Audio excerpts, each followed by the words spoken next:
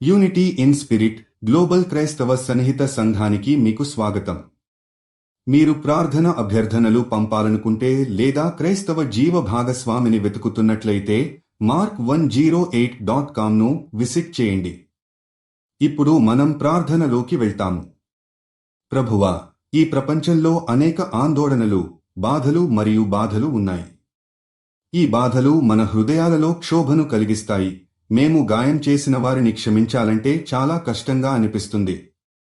కానీ మీరు నన్ను నేర్పించినట్లు క్షమించడం అనేది మన ఆత్మవిశ్వాసం మరియు ప్రేమకు ఎంతో అవసరమైన భాగం. ప్రభువా, మీరు మన్నించడానికి కావలసిన శక్తిని నాకు ఇవ్వండి.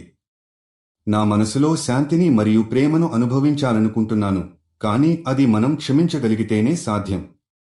ఎవరైనా నాకు నష్టం చేకూర్చిన వారిని నేను క్షమించగలిగితే మీ దయ మరియు కరుణను నా జీవితంలో అనుభవించగలను.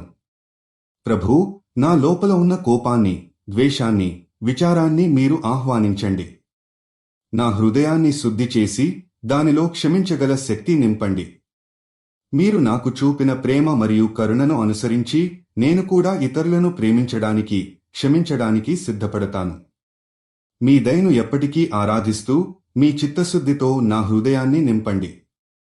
నేను ఎవరో, నేను ఎక్కడ ఉన్నా మీరు నా పక్కనే ఉన్నారని నమ్ముతాను.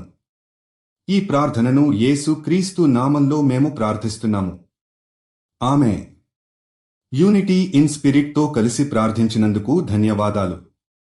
మీరు విశ్వాసం కలిగిన జీవిత భాగస్వామిని వెతుకుతున్నట్లయితే mark108.comను విజిట్ చేయండి. మీ ప్రార్థన అభ్యర్థనలు కూడా అక్కడ పంపవచ్చు.